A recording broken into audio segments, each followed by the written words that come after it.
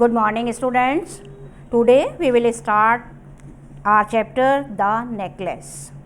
She was one of those pretty young ladies born as if through an error of destiny into a family of clerks.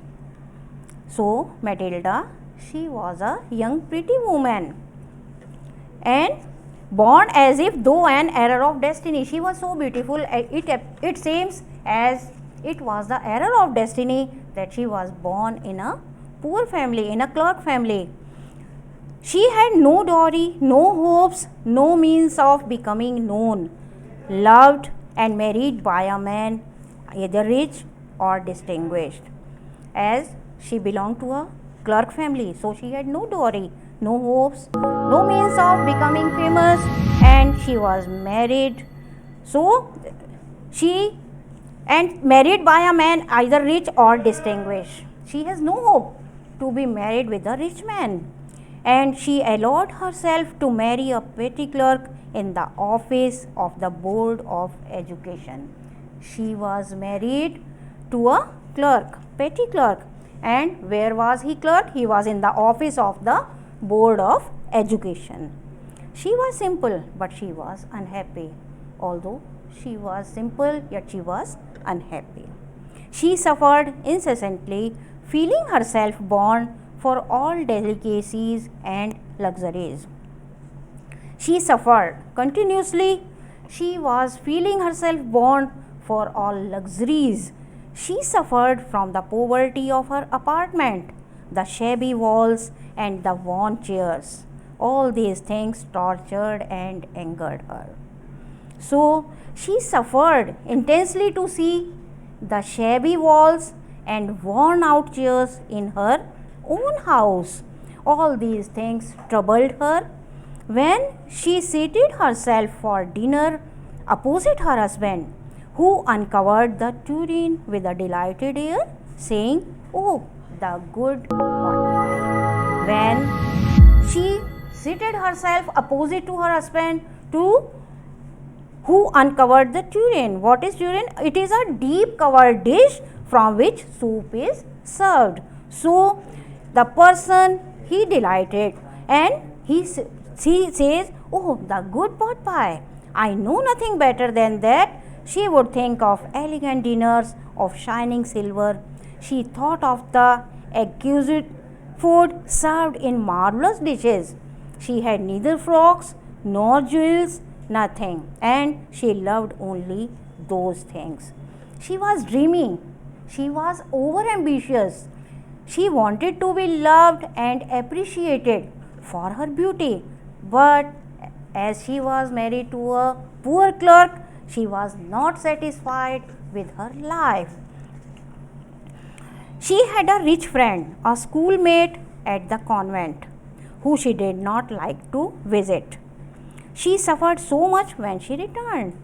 She wept for whole days from despair and disappointment.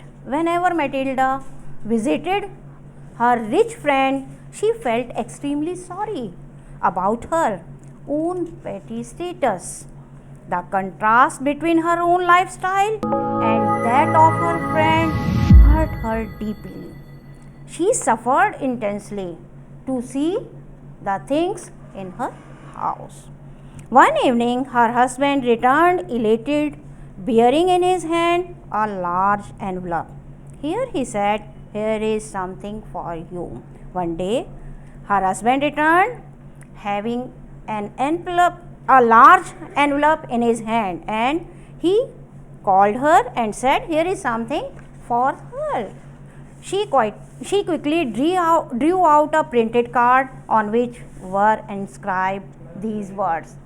He drew out a printed card, and what was there? These words were there: "The Minister of Public Instruction and Madame George Ramponneau asked the honor of Mr. and Ma'am Loisel's company Monday evening, January 18, at the minister's residence." So it was the invitation, it was the special invitation, and they both were invited to go there. Instead of being delighted, as her husband had hoped, she threw the invitation spitefully upon the table, murmuring, "What do you suppose I want with that?" Her husband, he was thinking that she will be happy to see the invitation. But what happened? She threw the invitation and she threw it away and she said, "What do you suppose? I want with that. What shall I do with that? But my dearie, I thought it would make you happy." But he replied, "My dear, I thought that you will be happy to see it.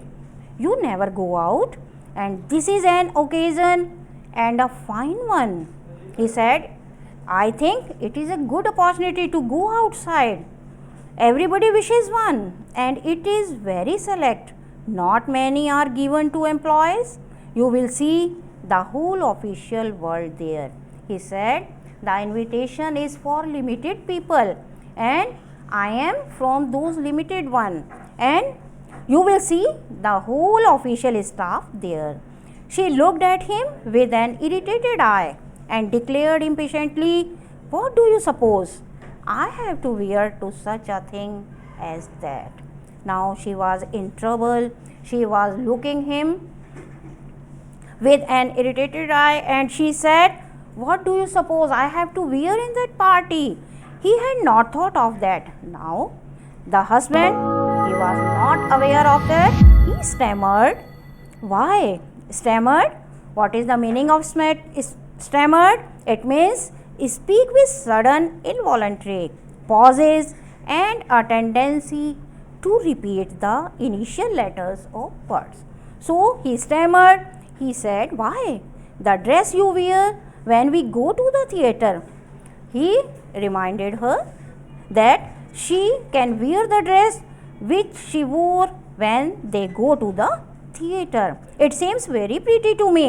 It is very beautiful dress, pretty dress, and you seems very pretty to me in that dress. He was silent, stupefied in dismay at the sight of his wife weeping. He stammered, "What is the matter? What is the matter?"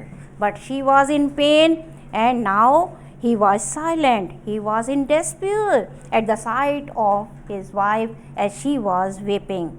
He again asked, What is the matter? What is the matter?"